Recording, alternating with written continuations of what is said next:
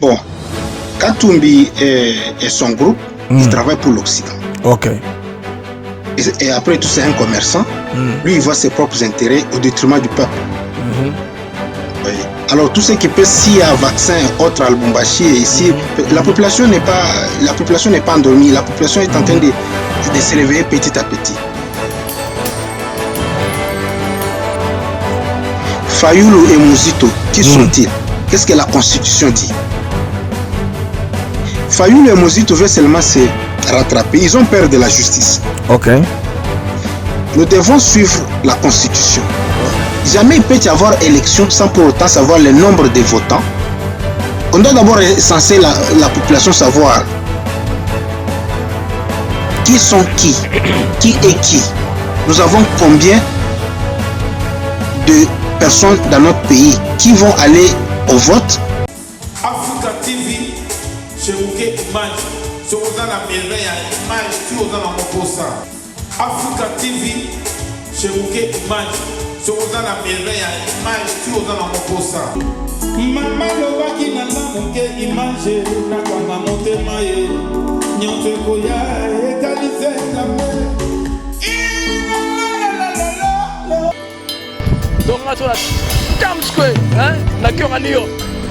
Hi, my name is Miriam Moore. I'm a poet here in Houston, Texas, and you are watching Africa TV Network. I am Joseph Mukam. Hi, my name is Nadia Jones, and you're watching ATN. Mesdames, messieurs, à toutes et à tous, bonsoir, salut, bienvenue à la des USA.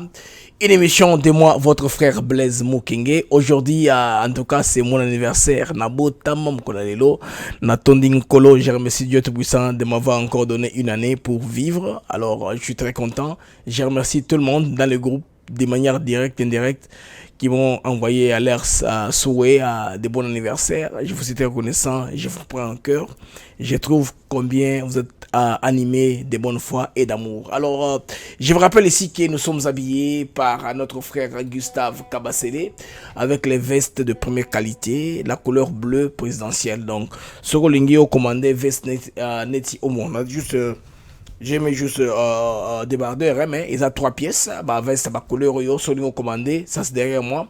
Ça c'est notre frère Gustave Kabasele de Ako Salango. Vous pouvez faire des commandes chez lui. C'est vraiment un homme pétré de beaucoup d'initiatives. C'est aussi un électricien. Aterape Bandaku, Mapango, Mituka.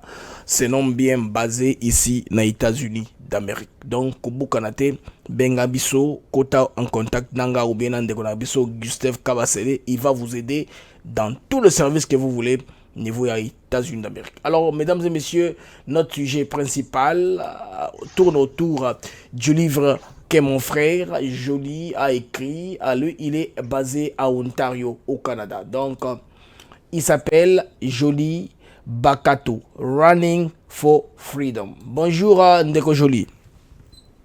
Bonjour, Monsieur Blaise. Alors, pourquoi avoir choisi le titre Running for Freedom? Bon, j'ai choisi ce titre parce que je me suis rendu compte que nous sommes enfermés dans une sorte d'une prison. On est prisonnier de la liberté. Oui.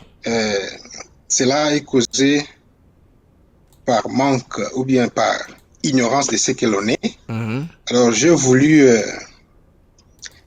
mettre mon peuple à la connaissance des engins qui se jouent sur terrain et de leur persuader à se libérer parce que c'est seulement nous-mêmes, nous pouvons nous libérer nous-mêmes que attendre une libération venant de l'extérieur.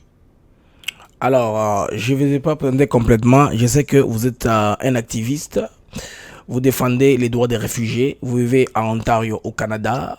Vous défendez aussi les droits des réfugiés. Vous et moi avons été ensemble, réfugiés en même temps dans un pays africain. C'est pourquoi nous avons notre connexion. Mais vous êtes allé au-delà de prendre votre pensée, vous mettre à écrire. Parce qu'on dit souvent que les Congolais ne lisent pas. Alors, pire encore, très moins d'entre eux écrivent. Alors, présentez-vous un peu à nos amis pour qu'ils vous connaissent. Quel genre de personne vous êtes, M. Joly? Bon, je suis D'abord, je suis congolais. Oui. Je suis écrivain. À part le travail, l'art d'écrire, je suis aussi, comme on appelle chez nous, agriculteur ou agronome, tous les termes me conviennent. Je fais l'agriculture, je suis informaticien encore. Actuellement, je fais le droit, la sécurité, la protection et l'investigation. C'est un peu ça. Je vais juste avoir un peu de connaissances larges parce que vous savez, dans les domaines d'art, d'écrire, d'écrivain, vous devez quand même être, comme on dit en anglais, you have to have the broad. Yeah. C'est un peu ça. Vous êtes un jack of all trades. Si je comprends ainsi, un touche à tout, parce que vous avez touché, vous êtes agriculteur, agronome de base, vous étudiez les droits pour le moment, vous étudiez Computer Network Administration, c'est que la sécurité, la cybercriminologie.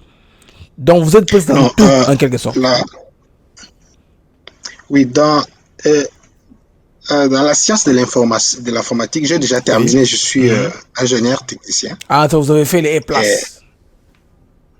Non, j'ai fait, c'est Information Technology, c'est la technologie de toute cette histoire, CNA. J'ai aussi fait ça, j'ai aussi fait ça au niveau de la République sud-africaine quand j'étais encore de ce côté-là. Oui, allez-y. Alors, j'ai terminé là et puis j'ai eu du travail quelque part. J'ai décidé de laisser du travail, de rentrer aux études pour faire le droit et continuer. Maintenant, les droits spécifiquement, c'est quel genre de droits vous venez de faire? Vous étudiez les droits dans l'objectif de devenir avocat au Canada ou juste pour défendre les droits fondamentaux des hommes, particulièrement des Africains? J'étudie les droits pour défendre la cause des Africains parce que je crois que nous sommes en quelque sorte marginalisés ou en quelque sorte discriminés parce que on n'a pas la connaissance. Et ce qui m'a poussé à faire le droit est que les livres nous disent autre chose au moment où en réalité ce qui se passe sur le terrain c'est autre chose. Et en tant que réfugié, j'ai eu le temps de palper toutes les réalités du HCR en Afrique, tout ce qu'ils travaillent, tout ce qu'ils font. J'ai un peu sillonné leur entourage. Et pour conclure, je me suis dit, non, ça, ce sont des aventures, alors on doit faire quelque chose contraire à ce qu'ils disent. On doit apporter la lumière. Parce que l'histoire, c'est comme Lumumba disait que la vraie histoire du Congo doit être écrite par des Congolais. Voilà. Cette histoire ne sera pas écrite à Washington ou à New York ou, je sais pas, à Genève. C'est nous qui devrions écrire notre propre histoire parce que c'est notre vie. Ça fait partie de notre patrimoine. Quelqu'un d'autre ne peut pas venir nous écrire notre histoire ou nous raconter notre propre vie. Alors, je crois sincèrement que avec, vous voyez, quand vous écrivez votre propre histoire, vous avez plus de crédibilité parce que c'est ce que vous avez vécu. Maintenant... c'est un peu ça, M. Blaise. Vous avez parlé de l'histoire, vous voulez créer votre propre histoire. Maintenant, vous avez écrit votre livre... Running for Freedom. Allez-le un peu en détail. Je sais que là, vous avez épinglé le fait que les Occidentaux ont une... Votre théorie, c'est la conspiration à diminuer la population mondiale.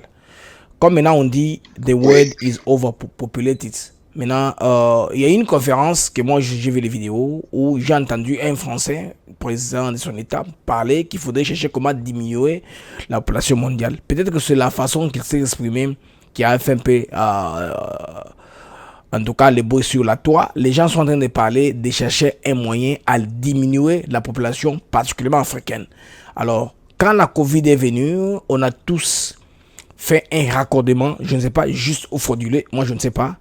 Vous qui avez fait des recherches, alors comment jetez-vous ce parallélisme entre la Covid, qui est considérée comme une pandémie, et la proposition des Occidentaux d'exterminer la population mondiale, commençant par l'Afrique, qui d'ailleurs n'est pas très peuplée? Il a été toujours de la volonté des Occidentaux, depuis des années, de pouvoir exterminer la population africaine. À l'époque de l'apartheid, Oui, en Afrique du Sud. Il a été, en Afrique du Sud, il a été dit que l'Afrique était mieux pour les Occidentaux que pour les Africains. C'est-à-dire, il voulait l'Afrique, mais sans les Africains. Ok. Alors, la meilleure façon était d'exterminer, de tuer tous ces Africains. Ainsi, ils avaient déjà planifié à créer, en quelque sorte, un autre vaccin. C'était, on appelle ça arme biologique. Oui, à créer une arme biologique pour tuer les Africains. Oui, ok. Les Africains. Et c'est seulement entre eux qui se sont tiraillés et les autres étaient pour, les autres étaient contre et ça n'a pas réussi. Mais du moins, ils avaient déjà fait en Namibie où ils avaient tué presque toute la bétail, tous les animaux. Ils avaient lancé un virus et c'était catastrophique. Bon, bref, dans la volonté de l'Occidentaux, du Ouest, ils aiment l'Afrique parce que l'Afrique est la source de leurs matières premières. Ok. Ainsi, pour en avoir en abondance et à un prix bas, il faut créer des guerres, créer des situations qui vont mettre l'Afrique dans l'instabilité. Mais s'ils disent que la population du monde et le monde est plus peuplé, on doit diminuer la population. Bon, l'Afrique a une superficie de 30 millions de kilomètres carrés et la population d'environ quelque chose de milliards. L'Afrique, quand vous prenez les États-Unis, l'Inde, la Chine, l'Europe ensemble, c'est la superficie de l'Afrique. Okay. Mais eux seuls, ils sont plus de 4 milliards quelque chose. C'est-à-dire, les Africains, malgré nous sommes 1 milliard quelque, ne sont pas peuplés. Étant donné, quand on compare à la superficie de notre continent, l'Afrique est moins peuplée que le reste du monde. Maintenant, qu'est-ce qui vous dit que les Occidentaux sont sur le plan de nous exterminer l'Afrique? Parce que ce sont des déclarations qui sont graves, que je voudrais que vous puissiez soutenir de manière scientifique.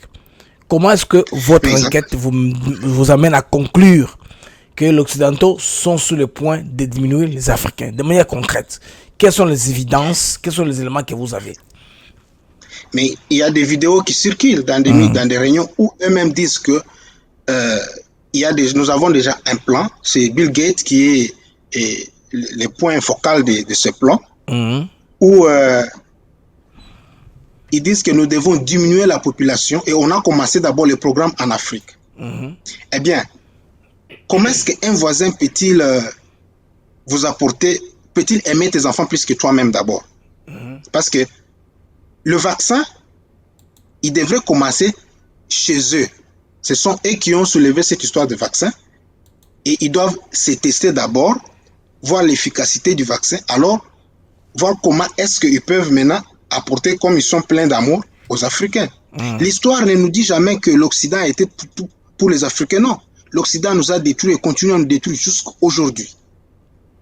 Et rien de ce qui vient de l'Occident, je peux dire, c'est juste on appelle ça les sparadraps, ce sont juste des bandages. Mais la plaie est là. Ils nous apportent ce qu'ils nous apportent pour nous aveugler, mais en réalité, il n'y a jamais eu l'amour dans l'Occident. Leurs philosophes ont écrit, lorsque vous aurez le temps de lire mon livre, vous trouverez qu'ils ont des philosophes qui ont défendu que non, l'Africain n'a pas de cerveau, l'Africain ne réfléchit pas, ils sont égaux aux animaux. Et ce sont des philosophes. Et ils répétaient ça dans des écoles. Et ils apprennent ça à leurs enfants. C'est comme ça. Quand bien même avec l'avènement de l'abolition de l'esclavage et autres, ça n'a pas changé parce que l'acte de l'impérialisme, la charte de l'impérialisme n'a jamais été détruite. C'est ce qui s'exécute jusqu'à aujourd'hui. Maintenant, dans le camp Covid, on a de comprendre que, selon votre théorie, les Blancs cherchent à nous faire la peau à tout prix. Ils devaient d'abord tester les vaccins chez eux. Je ne sais pas dans le cas du Canada où vous vivez, parce que c'est aux États-Unis. On avait d'abord commandé 100 millions de doses. Aujourd'hui, ils ont commandé au-delà de la population. Parce que la population américaine est estimée à 330 millions. les vaccins qu'ils ont commandés sont au moins 600.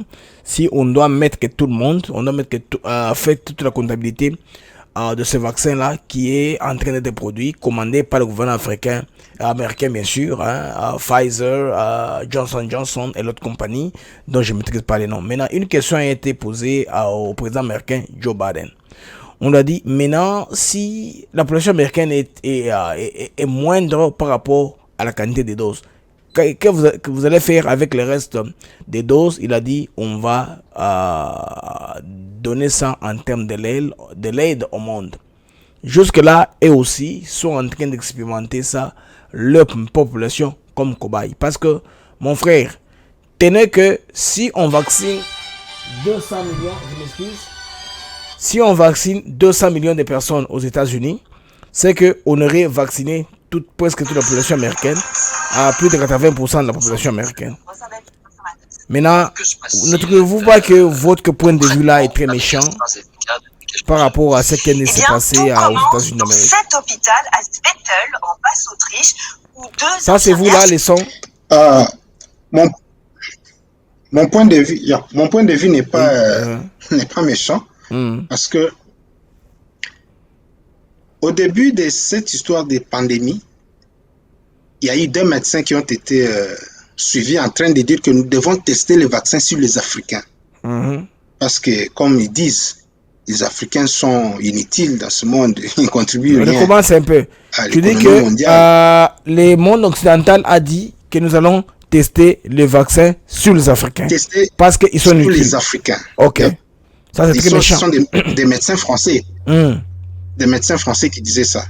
Nous allons les tester comme on l'a fait au Nigeria, avec les prostituées. Parce qu'ils avaient testé, je crois, un produit, je ne sais pas, du sida ou autre, avec des prostituées au Nigeria, au Cameroun. Et on peut encore le faire avec les Africains. C'est ce qui a provoqué la colère des Africains pour dire, sommes-nous des cobayes? Comment est-ce qu'ils font des histoires chez eux? C'est nous qui avons le droit de mourir.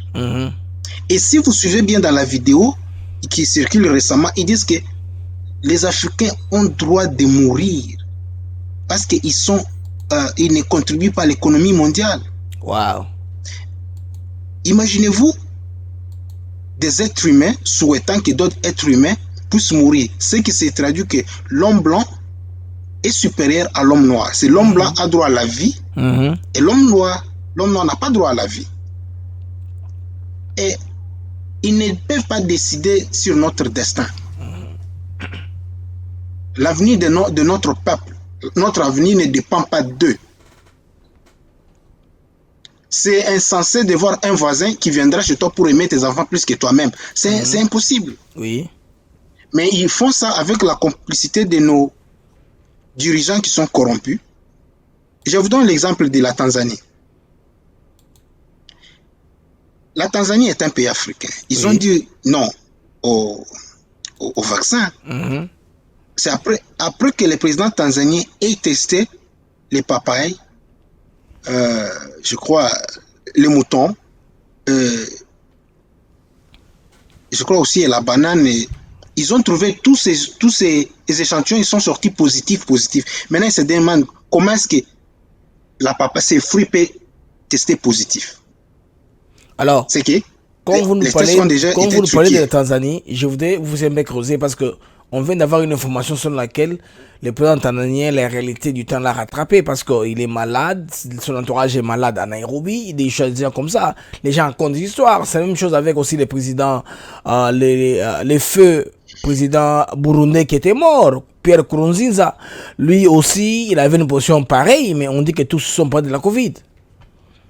Qu'est-ce qui vous prouve qu'il est mort de la Covid ou le président tanzanien et son entourage souffrent de la Covid? Là, on apprend que Magufuli est rattrapé par le temps. Je n'ai pas eu le temps de creuser l'information. J'avais appris qu'il aurait eu des ennuis par rapport au problème de la campagne de la Covid qui n'a pas renforcé comme tout le monde. Non, ça c'est la propagande du média. Le média est corrompu, il est dirigé par les multinationales. Et il suffit qu'on vous dicte quelque chose et vous êtes là. C'est la même chose avec Katumbi et son ami et les autres. Quand ils donnent l'argent à Setchani et les autres, ils parlent de n'importe quoi. Oh ben mais oui. Alors, parlons maintenant Moïse Katumbi Chapwe. Je sais que à Lubumbashi, il y a eu une panique dont les gens ont attribué ça à Katumbi complètement parce que l'histoire de la campagne de vaccination devient une arme politique. Comme les policiers congolais sont dans tout, qui peut porter des intentionnels, on est rappelé que c'est lui qui aurait donné l'ordre qu'on puisse dégager les enfants de l'école parce que le gouvernement aurait commandé le vaccin. Ce temps-là, les vaccins n'étaient pas encore là en RDC.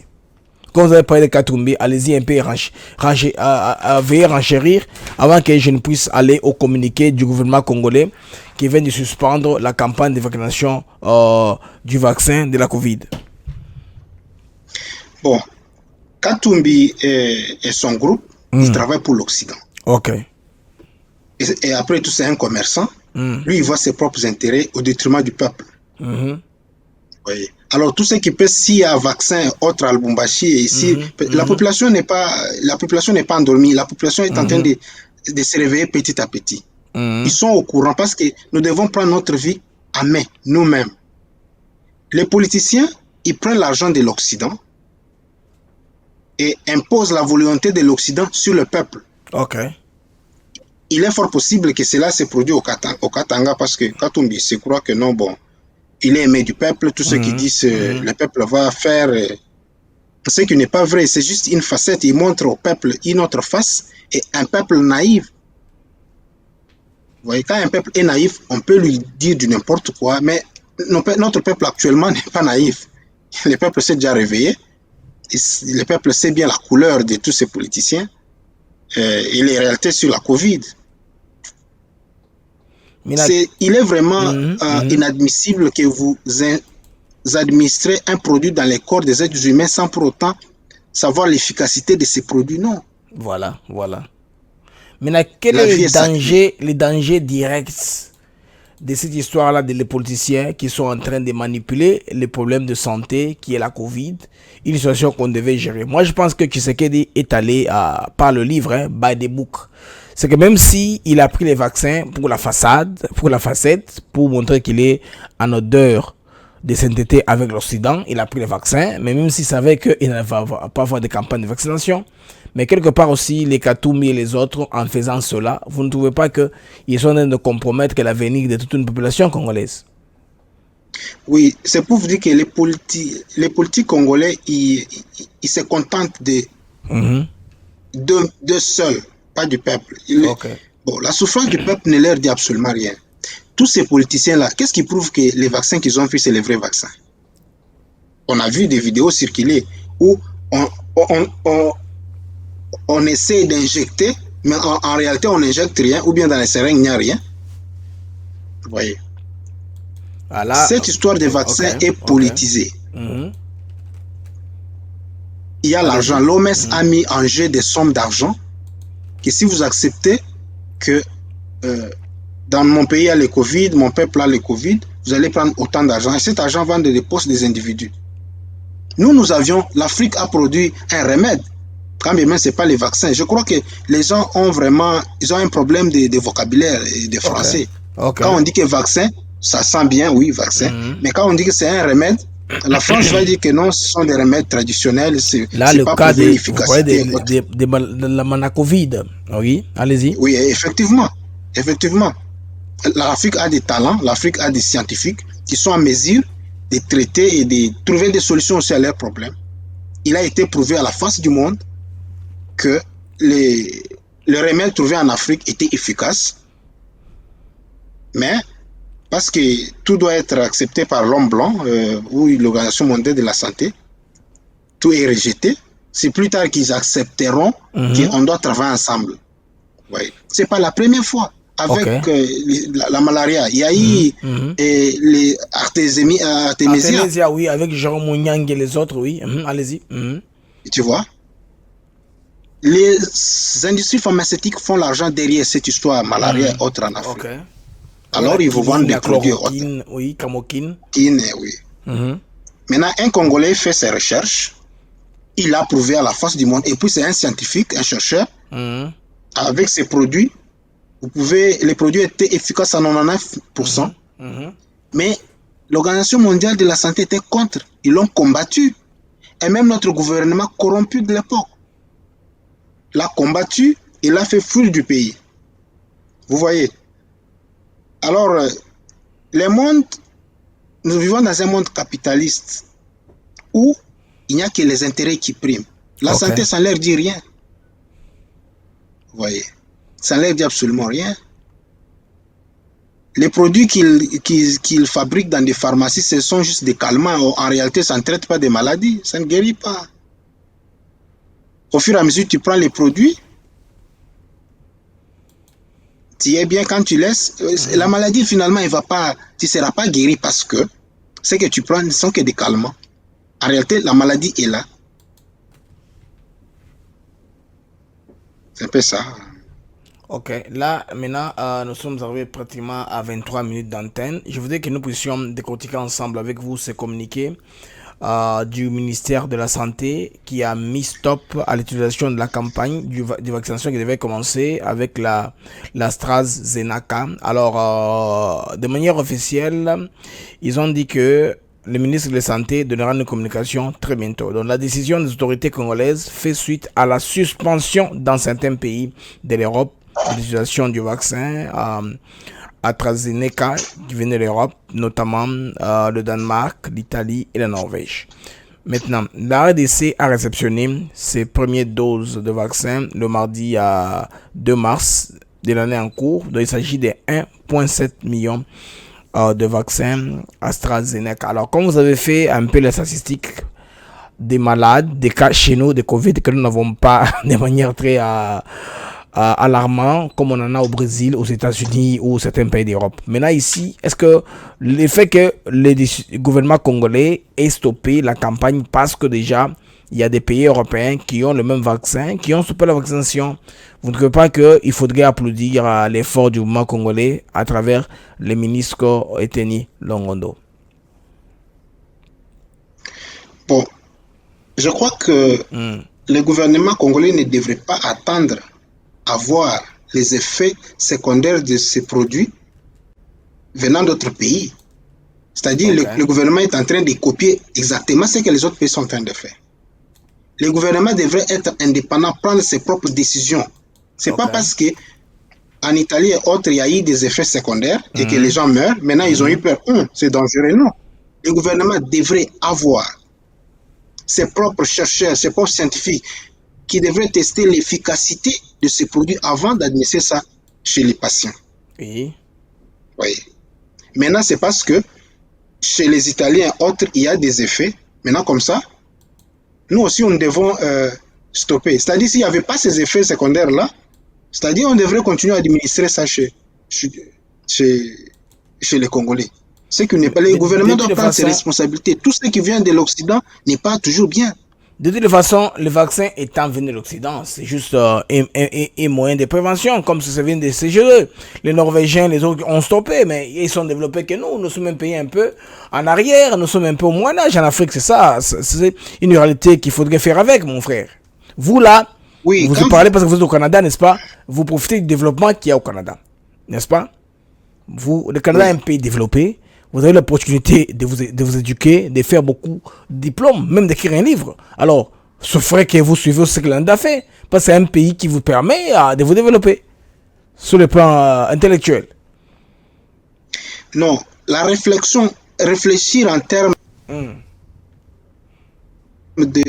Ça ne demande pas que tu aies des diplômes ou que tu sois universitaire pour pouvoir penser ou réfléchir sur un point quelconque. Nous avons un problème de vaccin. Vous devez vous poser des questions. Est-ce que ce vaccin est viable, comme on le dit en anglais? Est-ce que ce vaccin est bien? Quels sont les effets secondaires? Quelle sont la composition de ces vaccins? Maintenant, là, c'est la tâche du gouvernement congolais, l'INRB devrait avoir un labo. Des gens qui sont à mesure de donner, en tout cas, faire des recherches et aider la population congolaise. C'est un peu ça parce que nous consommons tout. Et le vaccin et les effets secondaires nous transmis par les gens qui ont fait le vaccin. C'est le problème que nous avons. Oui, le problème est que tous ces gens qui dirigent les Congo, tous ces papas-là. Voilà, ces politiciens-là. Oui, ça c'est vrai. Allez-y, mon frère. Allez-y. Ils ont hérité d'un système de colonisation. C'est-à-dire, à l'époque de la colonisation, les colonisateurs leur ont infligé les bâtons, les fouets, tout ce que vous connaissez. Ainsi, cela est déjà uni à année, de sorte que tout ce que le colonisateur ou les colons dit est oui et amen. On ne peut pas contredire. Vous voyez? C'est-à-dire, tout ce qui vient de l'Occident est bon. Ils n'ont même pas confiance à ce qu'eux-mêmes produisent. Chaque année, ils produisent des ingénieurs. Chaque année, ils produisent des médecins. Mais regardez, quand ils tombent malades, ils vont aux États-Unis et au Canada. Ils vont chercher quoi? Non, il y a la bonne médecine, il y a la bonne technologie. Mais chaque année, vous produisez. Ils n'ont même pas confiance en ce qu'ils produisent. Mais ils ont confiance à ce que l'étranger ou l'extérieur produit. Alors, à quoi bon de produire tout ce que vous êtes en train de produire? Voilà, parce qu'en réalité, ils savent qu'ils ont un pays qu'ils ont foutu en désordre. Vous voyez, par exemple, la mort d'Ahmed Bakayoko, le premier ministre ivoirien en Allemagne, la mort de Henri Thomas Lokondo en Afrique du Sud. Tout ça doit nous interpeller quelque part aussi, mon frère. La mort aussi de l'ancien président Zambie au Maroc, à l'hôpital militaire du Maroc. C'est que nous, les Africains, on ne fait pas des choses bien. On ne fait pas les choses bien, c'est ça le problème. Non, le problème avec nous les Africains, c'est qu'on prend un menuisier, on le met ministre de l'agriculture. On prend un électricien, il est ministre de la santé. C'est-à-dire c'est vice-versa, parce qu'il est mon oncle, ou bien il est mon jeune frère, c'est un charpentier, alors tu deviens ministre de l'énergie. Dernièrement, il y avait un de vos ministres de l'énergie, vice-ministre, vous avez entendu les Français qui parlaient. Il n'a même pas étudié, on se demande pourquoi prendre une telle personne mettre ministre. Justement parce que son oncle, son père ou qui que ce soit est haut placé et il se partage des postes comme ça et sans leur dire rien pour... Mais malheureusement, mon frère, ça sont des partis qui viennent des luttes. Hein. Quand un parti est venu dans une lutte armée, c'est ça, il n'y a pas de choix. On doit aussi balancer un peu les choses. C'est comme ça que pendant l'ANC, Zuma s'est retrouvé président. Zuma n'a jamais étudié. Zuma s'est retrouvé président en Afrique du Sud. Ah, tout à fait, vous comprenez? Parce qu'il chantait Mouchiniwa, mais avec la Kachnikov, Zuma est devenu président de l'Afrique du Sud. Là, vous n'en pouvez rien. Ça ne doit pas être comme ça. Ça ne doit pas être comme ça. Je vous donne l'exemple aux États-Unis là. Pour l'intérêt de la nation, que tu sois de l'opposition ou du gouvernement, pour l'intérêt de la nation, nous prenons tous nos disputes, on met à part, de côté, nous nous réunissons pour l'intérêt de la nation. C'est pas assez que c'est pas chez nous. Et vous savez, vous devez mettre the right person at the right place. Ok. Chez nous, c'est pas comme ça, c'est pas pareil. Tous ces papas-là, vous les trouvez 75 ans, ils veulent pas même la retraite. Mais tous les gens qui viennent des universités, qu'est-ce qu'ils font? Alors, quand ils meurent, peut-être ils vont remplacer leurs enfants. C'est toujours comme ça. C'est un pays foutu. Alors, tout doit changer. Pour moi, j'ai proposé que tous ces papas-là doivent être arrêtés. Oui, sérieux. Ils doivent arrêter, retraités par force. Tous les policiers doivent aller derrière la barre. Ok. Oui, ils doivent être jugés. La jeunesse doit prendre les choses en main. Regardez les produits, les Congo, depuis Mobutu jusqu'à aujourd'hui, c'est toujours des plaies, des guerres par-ci, par-là. Et les guerres là, c'est... Vous voyez, chaque fois les Congolais injurient les Rwandais. Quand si tu vois un Rwandais, c'est un ennemi. Imaginez-vous, un voisin ne peut pas entrer chez toi sans que tu l'aies permis. Voilà. C'est impossible. Voilà. Moi, j'aime le président Kagame parce que c'est un homme qui aime son pays. Ok. Oui. Il paye tous les prix pour l'intérêt de son peuple. Mais ce n'est pas les Congolais. Ils vendent quand il est fait au détriment d'une autre, ça devient difficile, mon frère. Quand Kagame non, il ne le fait pas au détriment. C'est comme ça. Il le fait au détriment. Non, vous devez d'abord... Ça devient compliqué. Non, ce n'est pas votre pays. Écoutez ce que je vais vous dire. Vous devrez d'abord, vous, prendre conscience de ce que vous êtes. Si vous amenez les voisins, viens, pillons ensemble. Est-ce que c'est le problème du voisin? Ce n'est pas le problème du voisin. Un pays, il n'y a pas de carte d'identité. Un pays où, je me demande. Aujourd'hui, mais déjà, Fayoulou et les autres, des gens qui sont les opposants, la Mouka, ils disent que l'histoire du recensement va nous retarder, c'est une distraction. Pendant que même la CENI a dit qu'elle peut accompagner techniquement, logistiquement, l'ONIP a fait le recensement. L'ONIP a fait un budget très moins coûteux. Au bout de 2 ans, tout le monde aura des cas d'identité. Mais sans volontaires congolais, malheureusement, qui ne veulent pas que les choses aillent dans ce sens-là. Fayoulou et Mouzito, qui sont-ils? Qu'est-ce que la Constitution dit? Fayoulou et Mouzito veulent seulement se rattraper. Ils ont peur de la justice. Ok. Nous devons suivre la Constitution. Okay. Jamais il peut y avoir élection sans pour autant savoir le nombre de votants. On doit d'abord censer la population, savoir qui sont qui est qui. Nous avons combien de personnes dans notre pays qui vont aller au vote.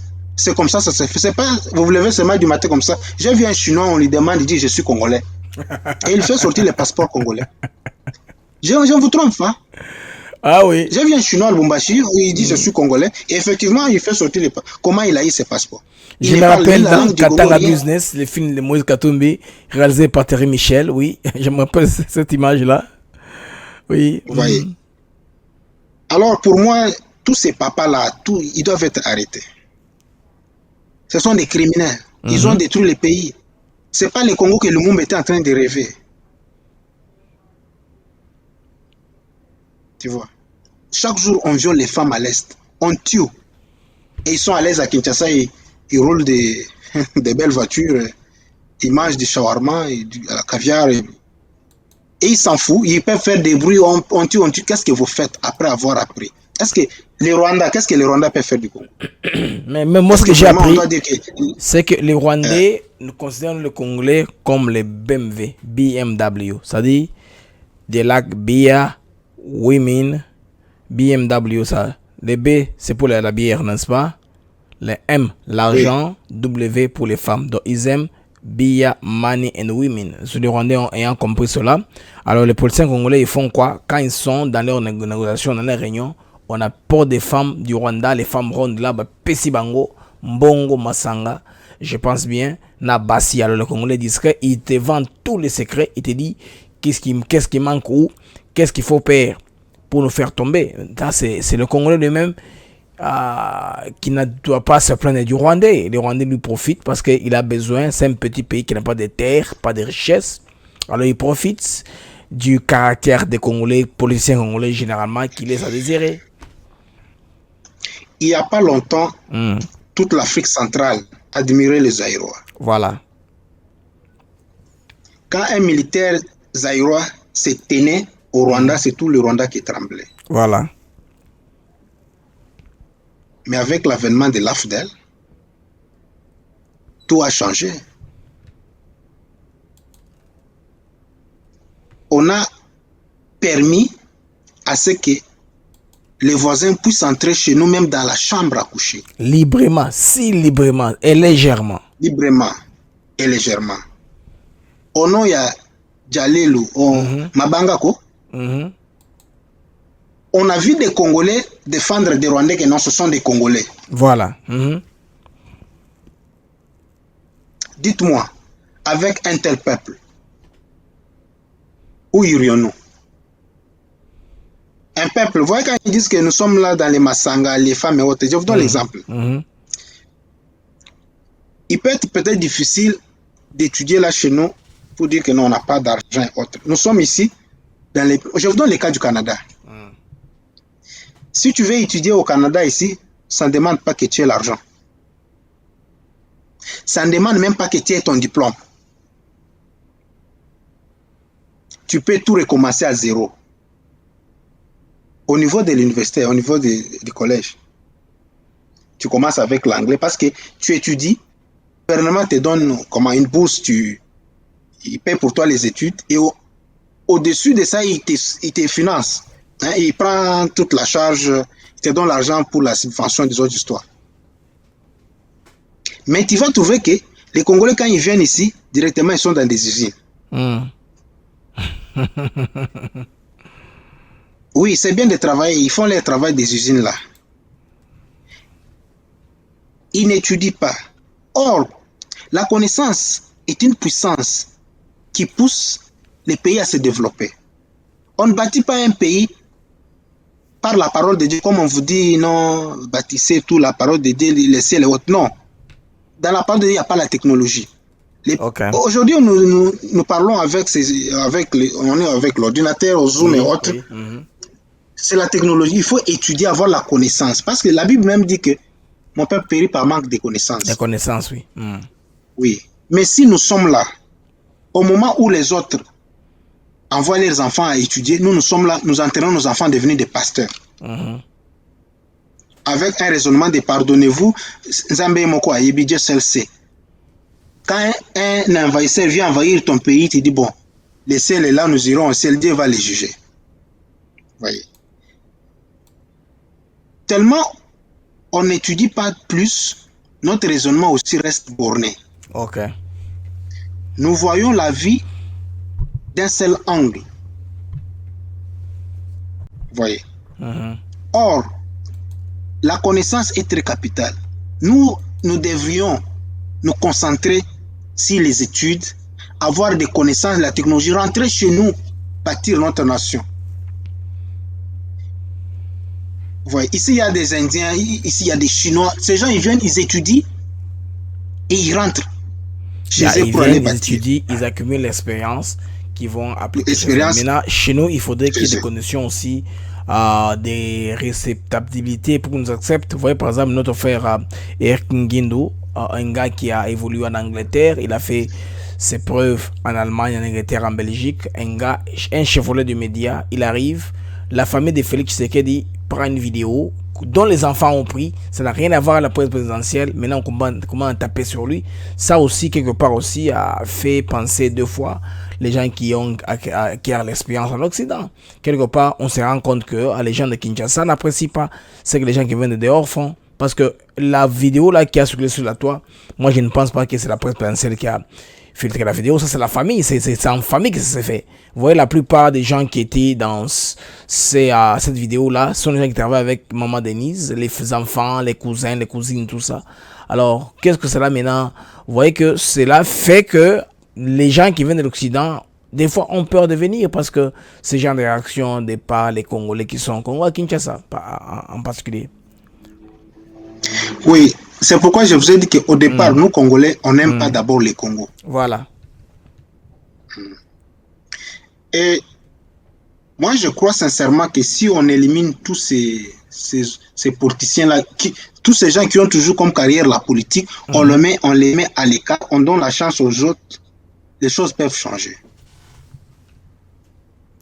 Là, maintenant, il faut souhaiter que vous tombiez dans le scénario du film de Keith Sutherland, connu comme Jack Bauer, avec le film Designated Survivor. Là, on met une bombe, tout le monde meurt. Seulement Félix Tshisekedi qui reste vivant. Là, on pourra changer la classe politique. Non, c'est simple. Vous voyez la méthode qu'ils sont en train de faire. Moi, je pense que même la sentence doit tout changer, même sur le plan de la justice. Il faut qu'on introduise la peine de mort, la peine capitale par pendaison ou bien par chaise électrique. Tout sera en ordre. Parce que si il commence à faire ce que Kagame est en train de faire, on va dire non, c'est un dictateur et il tue les gens. Non, tu voles même $1, on te pend. En public, on appelle tout le monde au stade. Tout sera... Imaginez-vous, j'ai vu à Kinshasa un enfant d'environ 12 ans, 13 ans être tué par un groupe des enfants qu'ils appellent des Kuluna avec une machette. On coupe les bras. Je me suis dit, mais c'est pas possible. Et les gens sont là en train de regarder vers 16 heures. Et l'enfant est parti comme ça. Je me suis dit, mais ça c'est quelle nation? Ça c'est quel peuple ça? En pleine journée, avec des machettes. Est-ce qu'il n'y a pas la police? L'enfant est parti comme ça, comme ça.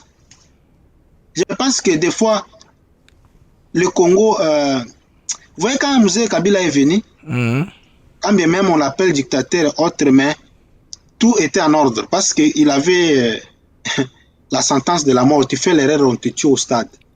Il n'y avait pas de jeu. Malheureusement, l'Occident n'était pas pour lui parce qu'il était nationaliste. On l'a tué. Et c'est lui qui est venu Joseph a laissé un laisser-aller, voilà tout ce qui se produit. Bon, Joseph était encore jeune quand il a pris le pouvoir, et on devrait les former et autres. Mais la faute incombe à nous les Congolais. Ok. Maintenant, en conclusion, qu'est-ce que dit Chilombo Félix doit faire selon vos opinions? Parce que vous êtes un chercheur, vous avez écrit beaucoup de livres, vous faites beaucoup de réflexions qui sont pertinentes.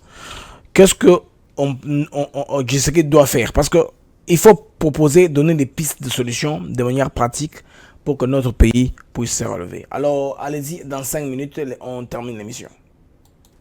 Ok, Tshisekedi doit d'abord commencer à retraiter tous ces gens qui sont plus de 60 ans ou plus de 65 ans, qui ont déjà servi. Tous ces gens, tous ces papas inutiles, on doit les retraiter et recruter des gens du domaine. Ok, c'est déjà bien avec Sama Lukonde. Allez-y, oui. Oui, et recruter les gens du domaine. Éviter ces histoires de nous les ressortissants, C'est ça ce qui tue les pays. Tu peux être ressortissant de ta province, tu n'as pas de compétences, il n'a pas de compétences. Il doit recruter des gens compétents à mesure de faire le travail comme il se doit. Ainsi, ça va, notre pays quand même peut prendre un certain envol. Parce qu'on est encore là. Vous voyez que les sénateurs demandent, non, moi j'aimerais 10 postes. Les gouverneurs, moi j'aimerais 3. Finalement, vous partagez, on dirait, c'est du pain qu'on est en train de se... Imaginez-vous dans un pays comme ça. Ce qui ne se passe pas ici. Même au Rwanda, ça ne peut pas se faire. Oui. Mais chez nous, c'est comme une poubelle, tout le monde fait ce qu'il veut. C'est vraiment un pays où on défend les voleurs parce qu'ils viennent de ma province. C'est terrible. Pour moi, tous ces papas doivent être arrêtés. Doivent rejoindre Kamere. Ils doivent rejoindre Kamere parce que le Congo doit aller de l'avant. Quand on n'est pas capable de faire quelque chose, on doit laisser à ceux qui sont capables de faire. Et je crois aussi que le gouvernement doit recruter, prendre au moins des jeunes, les envoyer à l'étranger, étudier, prendre la technologie et venir développer les pays. Le gouvernement a l'argent. Ils peuvent investir dans des jeunes.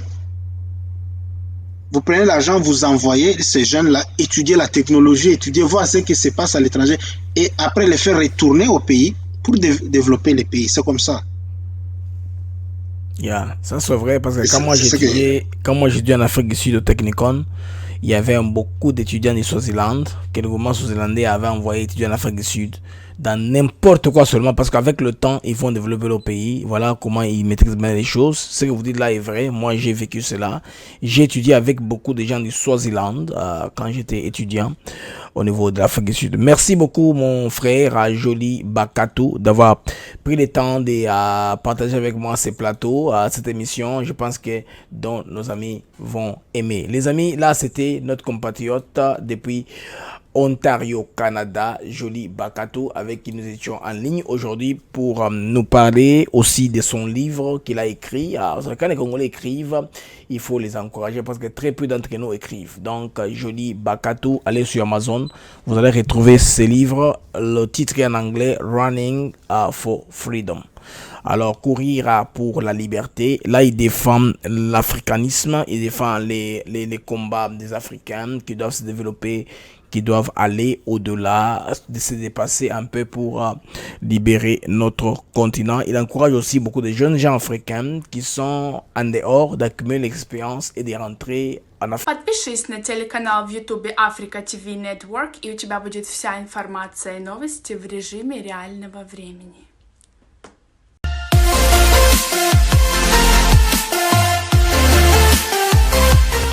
Pour les amis, Moukema, je viens pour vous avec une interaction de qualité. Je vous demande de vous abonner surtout massivement à nos deux chaînes YouTube, Africa TV Network et les studios 24/3. Sous cette plateforme-là, nous apportons des interactions de qualité. Vous s'abonner, vous cliquez cloche de notification comme ça. Dès que je suis en ligne, vous en mesure, il y a comme on en bas vidéo. C'est Cabino, hein? Oui, moi c'est Vanessa Bassé. Les naïs qui s'abonnent à Africa TV Network. Boti ko s'abonner à la chaîne Miki Pampamba. Bo s'abonner Africa TV Network. Moi c'est Vanessa. Non c'est Kabino Bo s'abonner na Africa TV. Pour boxer ma chaîne Miki. Pardon. Malembe te bo s'abonner.